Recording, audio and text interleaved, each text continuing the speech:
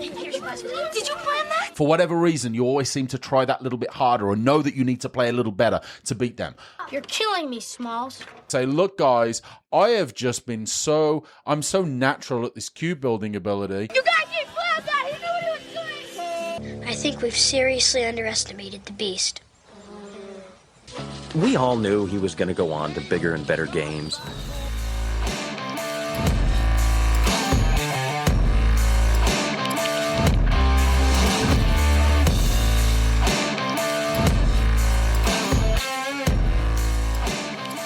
Welcome to UberCube. And on today's recording, welcome a little late. So everybody say happy belated birthday to our good friend Stu here right now, because Stu and I are hanging out right now in the office.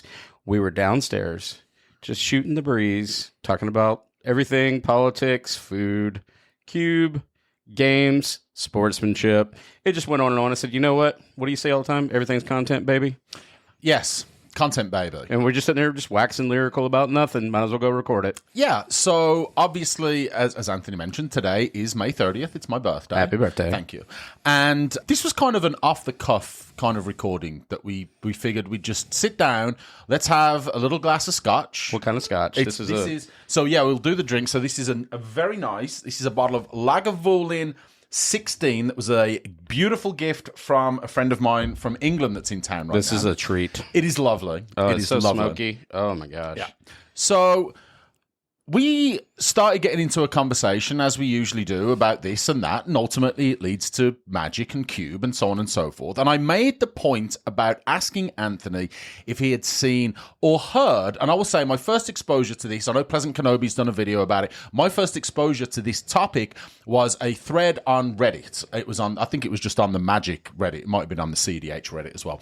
But for all those who haven't followed anything that's been going on in CDH or EDH or don't tend to pay much attention to that, there was a tournament just recently, and CDH, right? Everybody knows it's the most competitive level of Commander. Literally right? the optimized alpha version. Most of Voldex, optimized. Yes. Everything is very, very fast, high interaction. You've got the absolutely most broken cards that are legal in the format. To put it kind of to an equivalent, it'd be similar to the powered vintage cube. I would say that's correct. And added it, say, make it like a 360. Right. 100% optimized. 100% optimized. So no still hits holds 8 barred, people. Right. No holds barred. And let's be honest, right? When people talk about competitive, I do feel like there's a little bit of this separation, that there's these two different formats, right? But they're not. Competitive EDH is just EDH Commander played at the most optimum level, be it a meta heavy, in your local play group or at your local game store or potentially at the tournament level. And what we're talking about today is at tournament level. This was a tournament, CDH, 10K, I believe it was, and there's a lot of controversy that has spurned from this event, namely due to the fact that the finals were played and it took 11 hours for the final. Now, I don't know about you. I like Cube. One of the things that I like about Cube is that outside of some rather extreme circumstances, typically the games are over fairly quickly, right? You might have some slower cubes. Yeah, we've actively talked about like mono white life gain versus life gain, or we've talked about where nobody can actually get through, where their armies kind of lock horns and can't pass each other. But this is kind of like more of, I guess it's not the norm. No. Like it happens on rare occasions because most cube designers are aware of it, or they try to find ways to tweak it and fix it over time. Yeah. But I would also argue as a counterpoint that this was kind of shocking to me too. And I will actually link in PK's, and shout out to PK, Pleasant Kenobi, if you haven't checked out his channel. But I will kind of say this too, that this wasn't the norm from what I am aware of this format. Definitely either. not. This was unusual. And that is an important distinction to make between this and just the format in general, right? There's plenty of CDH tournaments. There's plenty of tournaments in Magic. You're not going to see an 11-hour game, maybe ever.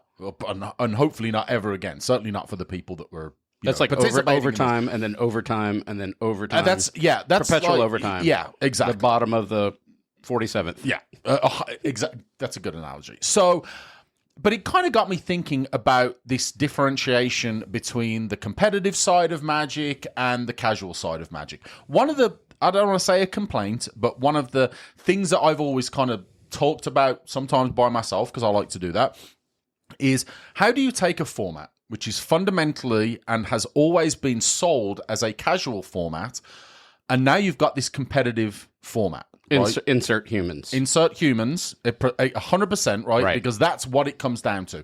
Commander, and when I first got into playing Commander, and I know we're a Cube podcast, so we'll promise you that this is going somewhere. When I first got into playing Commander, one of the things that I enjoyed about it was that kind of politicking, right? Was the making deals at the table and was influencing decisions, right? And we've kind of made jokes in the past. Anthony likes to call himself the mayor of Magicsville. I don't call that. I was elected. Well, that was... I mean, originally it was interim, and then they voted me in. Okay, so you and how many other votes? None? At least my mom. Okay, so Anthony and Anthony's mom voted Anthony to be mayor of Magicville. And Anthony best knows... boss in the world. Yes, well done. Look, fix the water World's system. greatest boss. So I like the fact, again, that there are these politicking and kind of external mind games and, fun that you can have within the framework of the game, right? Because everyone's trying to win. Everyone's trying to stop other people from winning. And maybe this is not just a discussion about, Commander versus Cube and competitive versus non-competitive. Cube typically is played 1 versus 1. It's one of the things that I think fundamentally is so incredibly complicated, and honestly, even though I've never had any desire to play competitive Magic, certainly something that would lead me away from it is the fact that a multiplayer competitive environment where you've got 4 players, everyone's trying to stop the other player, that must be a head express by itself. I've actually seen Sam Black, right? CubeCon aficionado, likes to play Cube. I've seen his discussions on social media where he's actually had discussions with the table where he said, I have the ability right now, I either let this player win or we draw. That's it. Kingmaker or not. You're a king, exactly. Right. I'm not quite sure that's the kind of environment that I want to play in where, I've played a game for X amount of time and one person's either going to win or we're going to draw, and that's it. That's the DNA portion of the human aspect I was talking about. That Correct. Innate wish to win. The domination factor. These games are domination-based. They are. They're strategic placed. They're war rooms. All these games are modeled off of combat. I mean, we can take it all away, chess, whatever you want to call it, right? That's the whole idea of this. It's war games. Right. These are designed, and that's where games kind of intertwine in that idea. I actually want to take this off into a quick segue. This is an interesting thought process that we were talking about. And I said, picture a world. Everybody follow me down this path. So pick your favorite little league version of sports, whether it be soccer or whether it be football. And I was using a baseball game in this case. And we're going to say at this particular thing, we've got Coach Chuck and Coach Jen. And these two are now running the team. The team are going to be called, we'll say, the Uber Bears, the Tigers. I don't care what you call them. And how do we separate within those coaches, as 2 coaches are wanting to have more kids sign up for their team based on either the enjoyment of the children or the fact that they have a winning record and that parents want to sign their kids up for the winning team? Then that coach not only add that layer, that dichotomy of the joy of seeing a child play a sport and that yearning to win, to be the best, right? Coach wants to win the games and have that record.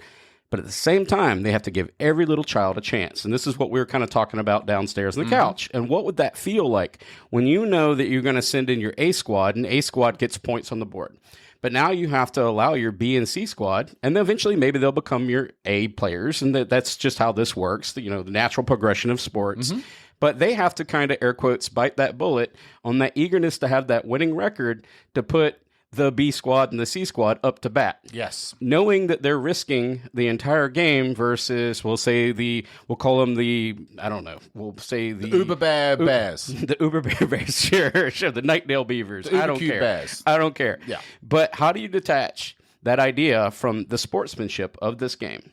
That yearning to win, and that coach or those coaches now have to separate themselves from that situation and I guess make themselves not the game about them, but the game about the game. And where does that line drawn? Well, and I will say this, I have been on both sides of that discussion. I have been the parent of the child and I have been the coach. I coached youth competitive soccer for years, okay? And I kind of had the leeway and the freedom almost that being in a competitive environment means that you are incentivized, if not expected, to always put out your best players.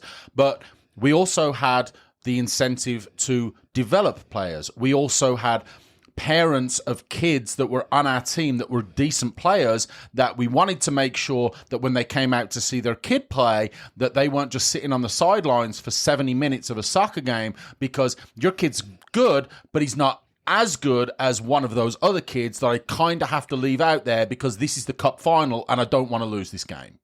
So now that we've kind of done that and we've drawn this mental picture in your mind, and we've created that question that hopefully for the listener, as you kind of try to play that back or understand what we're saying there. Now we're talking about, let's go back to the CDH game you're talking about, that's supposed to be that front edge, that cutting edge of the sport, right? It's supposed to be the creme de la creme, or top level. We'll say vintage. We'll say the best vintage player, or whatever you want to put in your mind.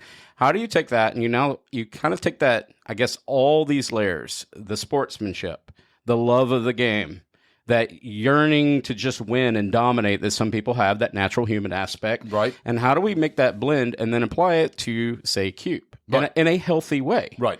And how do we manage that? And do we manage that, or is that like an internal struggle we're all going to face at that table? Because this is funny. This was said to me just last night. We cubed, and I was playing against Chris, and Sandwich is who we talk to all the time. Mm-hmm. And I said I want to play against Sandwich, and someone said to me, "Oh, it's not that serious. Just play against me." And I go, "Oh, no, it's very serious. My pride is at stake." So these are the stakes. These are the chips. And, I love Chris, but Chris beats me a lot. It's interesting, that dynamic that I find myself inserting myself in front of the person who I lose the most to with a level of frequency and through intent. And there's a couple of reasons for that. One, I want to get better. Two, I don't want to feel that way no more. No, you want to beat that player. I want to beat that player. Absolutely. So I've got this nice little blender of both my Anthony's pride, that yearning to dominate, and at the same time I actually want to be better and learn why that person's beating me all the time. 100%. It's a dynamic, right? I share that with you.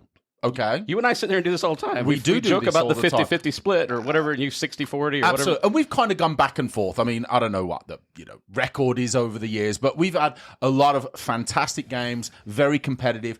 But right now, my nemesis is Tom, right? Our good friend Tom. Thomas is who is everyone's a far nemesis. superior player than I will Drafter, ever be. player, All right? Better yes. player.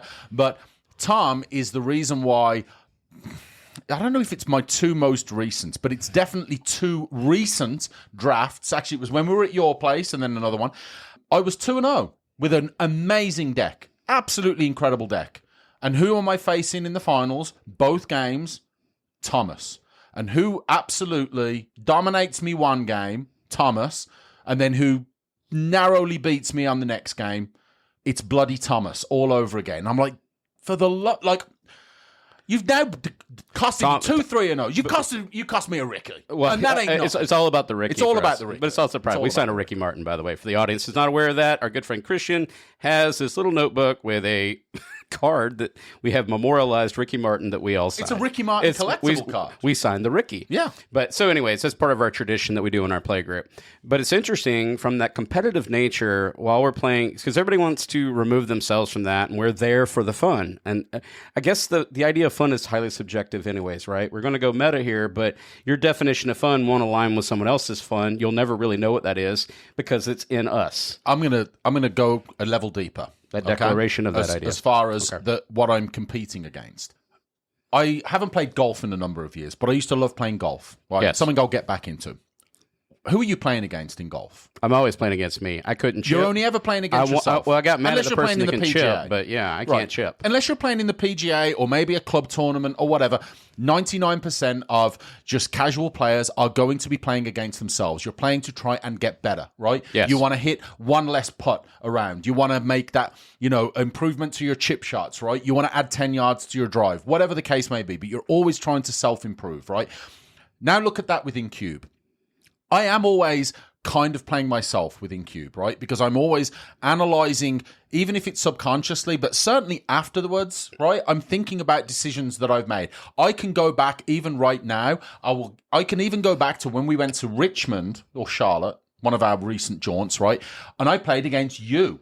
And I remember sitting there thinking, I don't have a win for this game. The second I got home and started analyzing it in my brain, it's like, you are an idiot. You had that win. I knew it. We talked about this on the car ride home. We talked about it. So now I'm like, okay, so I'm playing against myself because I want to improve. You're always playing against the players, right? And you might have that nemesis within the group or at your local store or whatever, that you're like, man, that person always gets the better of me. Or for whatever reason, you always seem to try that little bit harder or know that you need to play a little better to beat them. But I'm also playing against the cube. And this is something that is a mentality that I've developed over the last probably year or so. And I will say that the typical Stuart, right, Stu, that would be a student of the game, like I have been when I've played certain video games or other games, right? I generally tend not to do that in Cube. If I did, I would be going on to Cube Cobra every single day, and every single cube that's in our group, the Peasant Cube, the Pauper Cube, the Artifact Cube, I would be studying those lists. I would be doing every single mock draft I could, and I would be looking for every single little percentage point that I could to try and get that little extra when we go and play those games. The question is that what I want my cube experience to be when I go play? I'm going to take this tangentially again because my answer is just a flat no. I've made this personal decision. When I was in the Air Force, and prior to that, I shot in a pool league in the city of Savannah called Genuine Taste. And myself and our 4 partners won second place in the city of Savannah out of like 40 teams. Congrats. I shot, well, at the time, I shot that consistently and that good. I had a Meucci stick. I shot all the time. I took my time, whether it be a McDermott. I spent a lot of personal investment in that sport, trying to get those edges, and never would actually get past the amateur level. Cheers to you for that, and cheers because it's my birthday. But however, I did shoot against some pros, and I would see the pros, and the pros didn't even have edges. They had canyons between my skill level. Like, they would see lines in the game of billiards, whether it be, Texas Express or 9-ball or whatever we're doing, right? Even bumper pool, which I played. They would see lines that I just couldn't see, no matter how much it's their personal investment, their investment in the game to that level, to that degree that you're referring to. And some people do turn the game into a lifestyle. Whether they've chosen to be the coach or they've chosen to be that professional player, they have lifestyled it. For me, I've already experienced that experience. I mean, I had temper problems with playing pool when I missed a shot. When you think you get so good at something, and I know we're going off on a tangent, but I know I can make that shot. And I've got a clean shot, and I whiffed that shot on the 8-ball that I should have hit. And it was very clean, very straight. And in that last second, I didn't chalk my stick, and I cued off a little bit or a little left English, and it just spun out. I missed it by just a hair and should have had it. And the frustration, when that frustration locks in, when you've become so good, or the belief that you're so good at something, those micro edges, that sport becomes not fun anymore. Correct. That you've lost that spirit of the game. I had that, again, with golf when I was young and immature.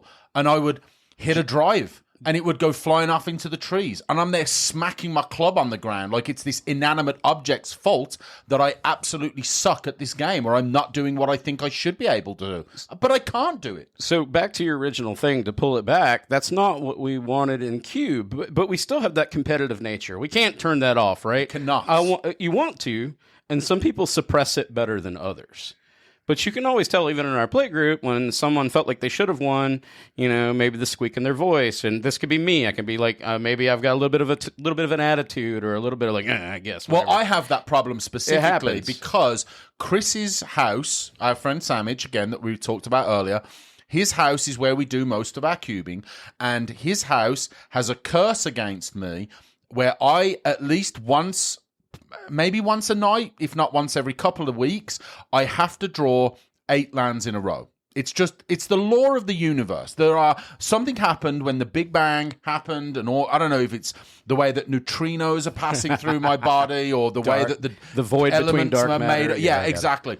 Something exists that I have to draw 10 lands in a row every week. Somebody's been listening to way too much David Cox or whatever. That's Brian Cox. Brian Cox, yes. Yes, exactly. So kind of just to ground this, we're going to keep pulling it back so this doesn't sound like a complaint session. It's more about like that, I want to say, the spirit of the game. And we all experience this. And how do we control those that yearning, that need, whether or not you want to admit you have it or not, you want to play to win. Everybody wants to win. No one wants to play to a draw. Correct. I mean, it happens, and you can shake hands. I don't know if you ever played the sports we had to go through, and after you won the game, the losing team when I was a kid, Little League, you had to go around and just kind of do the hand popping, we're shaking hands or clapping hands, but once in a while that one kid would knock the hell out of your hand because they're so mad at you. They're so bitter they lost the game, and my hand would burn, or they hit you with a glove. This stuff happened. The Little League's real. But when we're playing these games, we have to try to remember they're games. They are. And it's hard to detach that human aspect, that nature of what we are. That was kind of the philosophical conversation we were having downstairs. Games are by their nature, you're competing with someone, right? There's a reason why Monopoly, more often than not, ends with someone getting a little bit annoyed. Or a draw, as in everyone quits. Or a table getting flipped. Yeah. Let's be honest. I mean, how many people out there listening have been involved in a game of Monopoly where someone's yelled that their luck is nonsense, and I'm going to roll 11 and I'm going to land on Park Lane or something. It's the only one that was going to take me out. Or Park Place.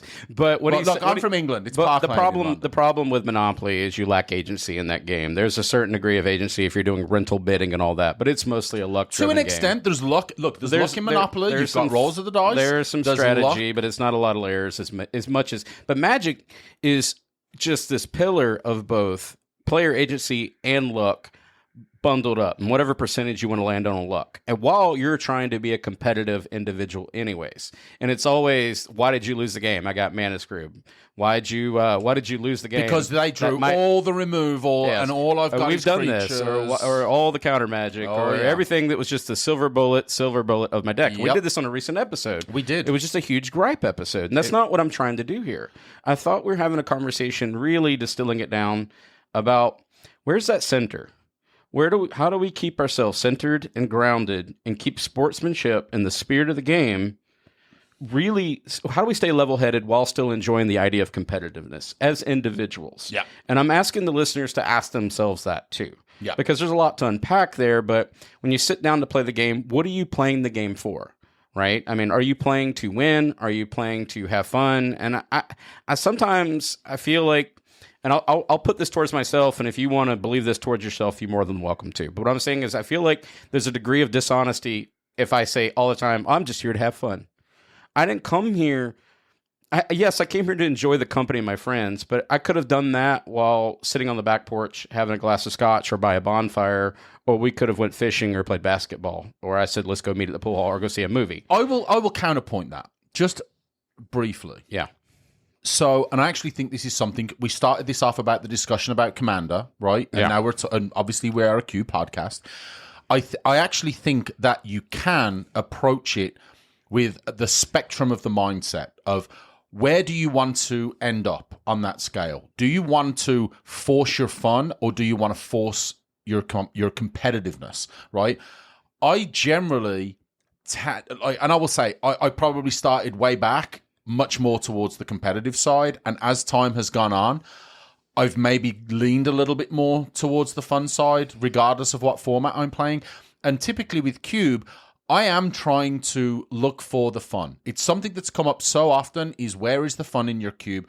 Where are the little sneaky and cool and fun avenues within the draft and within the play patterns that can make everyone, especially the curator, because I don't know about you, but there's something so satisfying about playing a cube and the curator standing over watching your game and being like, man, I've never seen anyone do that before. That is so awesome. Or, man, I can't believe you got to do that. So this kind of happened last night in Sam's single-sided shiny cube, which is actually going up for, I guess, I don't know by the time they're recording, but it's going to be one of the cubes that are in contention to be featured at CubeCon.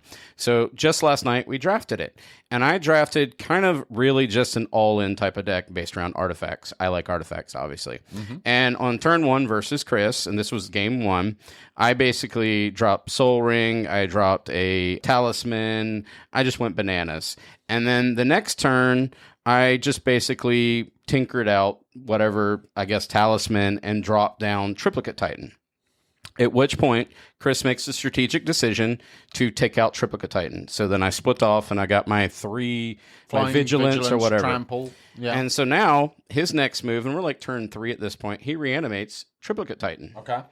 And then I, on my turn, play Gilded Drake. And obviously the game goes as how you might expect at this point. But what I enjoyed about Chris is he's admitted before, he likes that optimization. He likes that strong, powerful deck plays. He does. But this time it wasn't, although he'd made some really good counter moves at that point, right? He'd already killed my creature, he reanimated. He did everything in his power to be able to stop this from happening. He made the right play. He made all the right plays. But sometimes all the edges were the there. right play isn't enough. But he appreciated the fact that the edges, that volleying, the back and forth, because he's got a competitive nature about him too. He's the first person that will admit that sometimes the game will take him over, and he gets into it, right? He puts those lenses on. I want to win. War games, destroy. So he's playing against me, and he and I always kind of had this temperament about each other when we're playing each other. It's always fun, but it's a little bit like that little bit of fun. Absolutely. Fun. Mm-hmm. But when this happened, he goes, you know what? That was cool as shit. That was just cool. Like that was a different type of cool. I just lost to this weird back and forth, counterplay volley, because it wasn't all like clean. It wasn't all in hand. There was some digging and all that. So it wasn't like, got Gilded Drake. It was neat. And after that, it completely decimated the next 2 games because I'm so all in this deck. Sure. But what I'm trying to bring up about this is the fact that Chris is a competitive player, yet sees this really cool kind of interaction back and forth and appreciates the art of that. And as did I, too. I'm like, I can't believe this. I can't believe this is happening either. It's so, like, it looked like, Venus and Serena going back and forth, but not really. But, like, it was like, oh, wow, this is really fun to watch. Well, I think this is the whole, you're playing against yourself. You're also playing against the individuals. You're playing against the other people in your group or at the LGS or whatever. But you're also playing against the cube as well. And that sounds like 2 people who solved it in no short way, right? You went all in. Sure, you might not have won the game, but you got to do the thing. That was a very memorable type of play pattern. Actually, that was more to talk about than the next 2. Even though he beat me, we didn't talk about, I beat you. No, it was like, that was cool. Yeah. That one, the rest of the games were kind of be damned. That was really neat. And that is kind of the takeaway. That's where I saw the fun kind of bubble back to the top. Even though everything I said sounded highly competitive, it was that interaction points and counterplay, and seeing 2 people. It was very like chess kind of driven, right? And that's neat to watch. Well, here's another question, right? And as we've done throughout this episode and many others, I'll ask you and our listeners, on which side of the table would you have preferred to be on? Because you got to do the cool play and win that game. You got to bring out the Triplicate Titan with Tinker. You got to steal it back with Gilded Drake, and you got to win that round, right? That was the talking point for that match, right? But he won. Yeah, he ultimately won. So which side would you rather be on? And I'm going to ask the listeners, think about that for a second. Right? Yeah. Pause if you like, but think about that. What side do you really want to be on? Do you want to be the side that wins, or do you want to be on the side that made that memorable play, that made everyone go, wow? Well, yeah, so I'm more on that. I wouldn't have known this, until it occurred, right? Sure. I mean, ultimately, it's always retrospective. Right? Yeah, it's retrospective. Had you asked me in the front which one I'd rather win or lose, I'm going to be like, I'd rather win. Of course, right? Not at all cost, but I'm not trying to salt the earth and all that. Of course, but I want to win and then have a good time, move on to the next game. That's in me. I'm there to play a game. You are, but I also have to be mindful that I don't go back to my pool years where I'm getting mad because I missed that shot and then losing my temper and breaking that Pharaoh, because that happened and that cost a lot of money, and I don't want to ever do that with the cube. No, don't do that. But my pool cue's at your house, so don't break any pool it cues. is a nice pool cue. Yeah, I already broke it. But it kind of brings it back in. Like, it's because it's a little bit of, there's a lot to that too. I'm 48. I've learned. My temperament has changed as I've grown as an individual. My idea of sportsmanship has grown. Sure. I have evolved. So had you asked me 20 years ago whether win or lose, I'd be like, win at all cost, right? Competitive nature. But now I'm like, you know what? I actually do this really cool play, but I totally got my butt handed to me for the next 2 rounds. And we moved on, had a great time. So what's interesting about that, we were talking about the draw back to the Pleasant Kenobi idea. There is a little bit of a draw in there. So Chris got the satisfaction of, I maintained my record and I ultimately beat Anthony and I overcome this, glass cannon deck that he built, because that's what it was, and he dismantled it. So he got his piece. And then I got my little piece because I got that one game. I'm like, oh my God, yeah. I'm going to Triplicate Titan, which has been pretty simple. Tinker into it, right? Yeah. Remove it. Yeah. Gilded Drake, give me that back off that reanimate.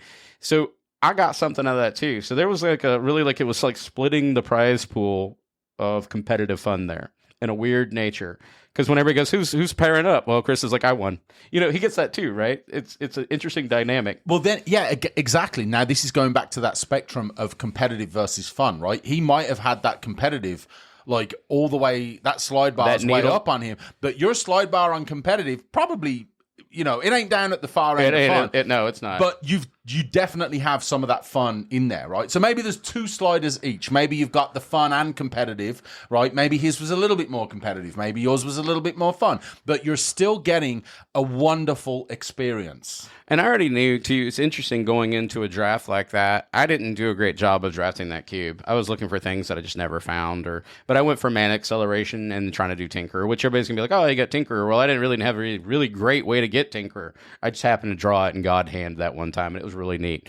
But what I'm trying to say is, I built a glass cannon deck knowing I have no chance to actually, if I win, and it's going to be explosive. If I'm going to lose, it's going to be like, nosedive. And it did nosedive from that point on. There was no take backsies after that point. I was going to keep getting wrecked around the table. But I kind of knew that when I was drafting what type of vibe I was building. I guess when you're looking at the cards and I'm flaying them out and I'm building my deck, I'm like, well, this deck is not going to top 8 tonight, right? It's just not. But you know what this is going to do? But if I do I'm going to do some crazy shenanigans. Yeah, sometimes, like, if I do nothing but that and make that work, I am going to be happy. I don't care if I go 0-3, 0-6. If I can do that, I'll be happy.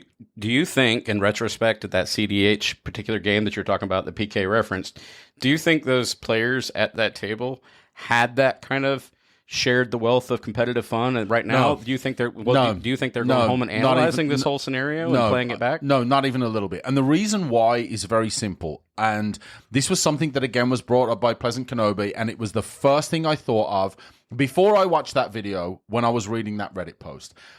It's not the responsibility of one single player to have complete dominion of either the fun or the competition of a match or a cube draft. Maybe if you're the curator, you've got a lot more control. But where is the responsibility of the other 3 players or the judge or the tournament organizer?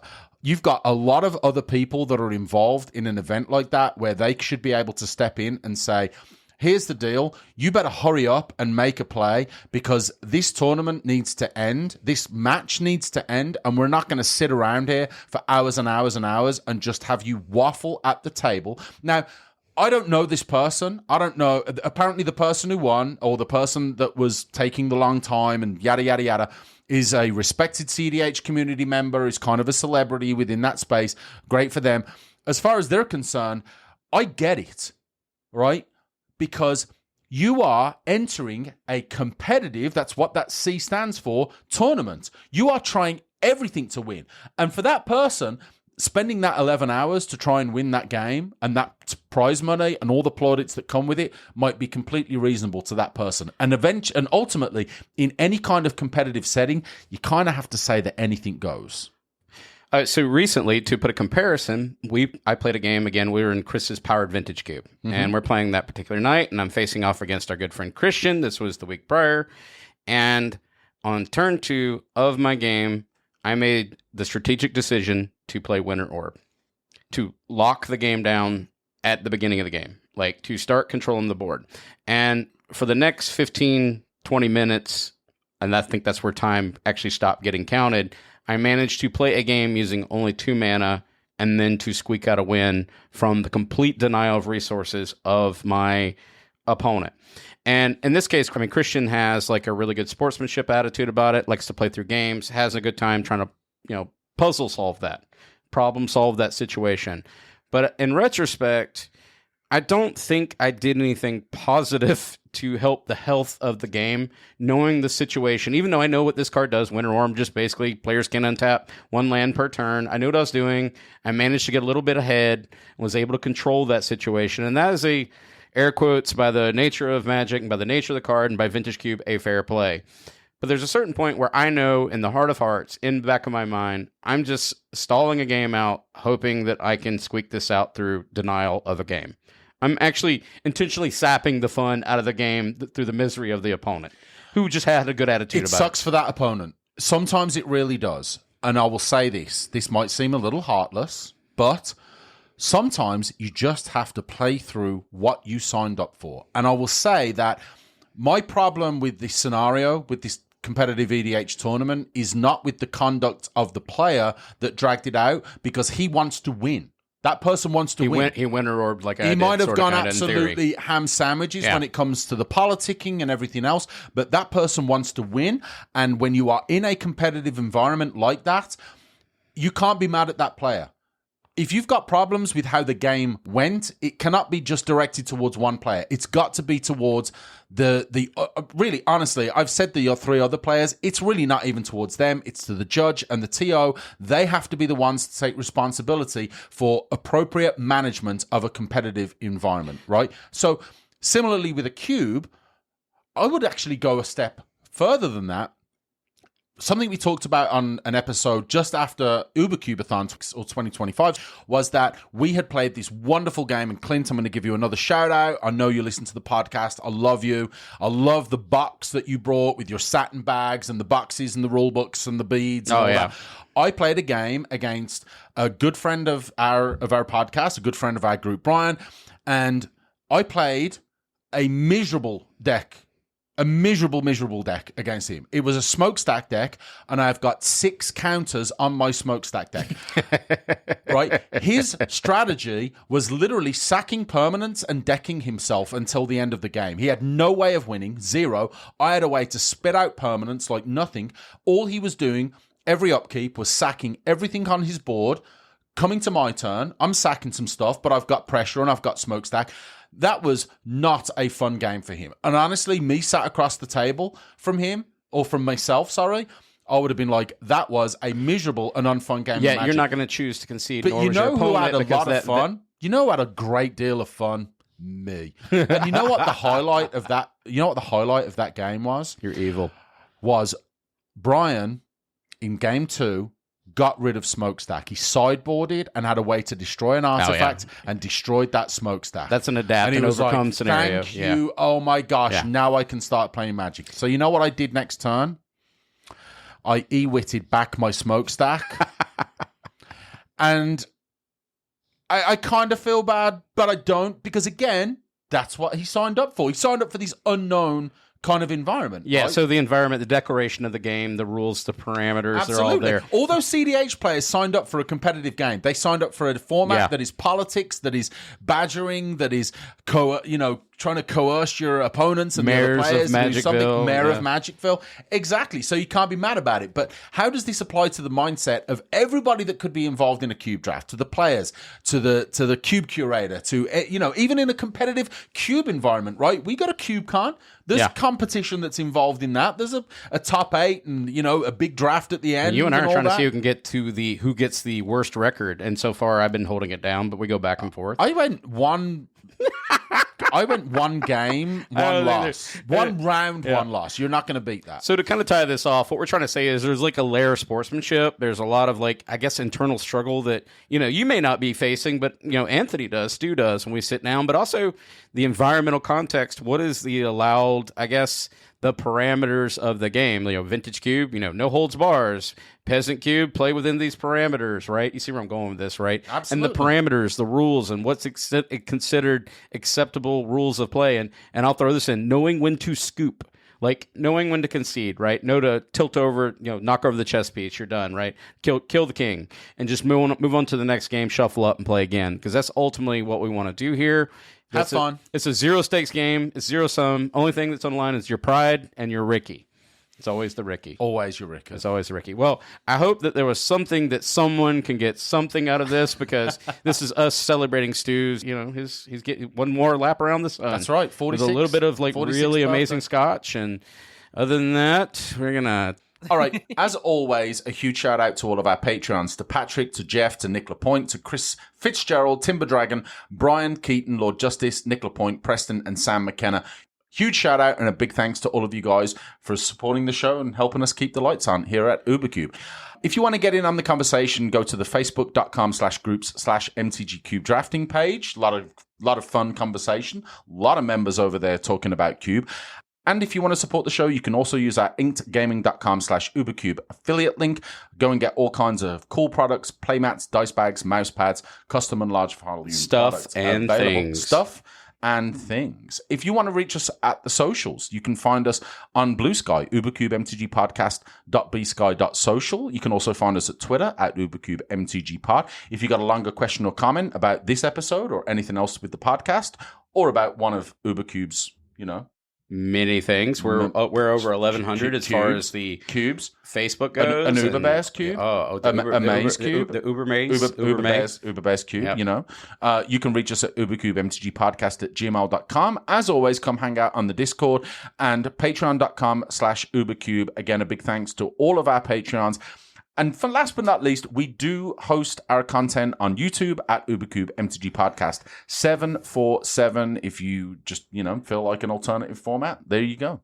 And then we're going to say the thing that we always say here at UberCube is Happy Cubing!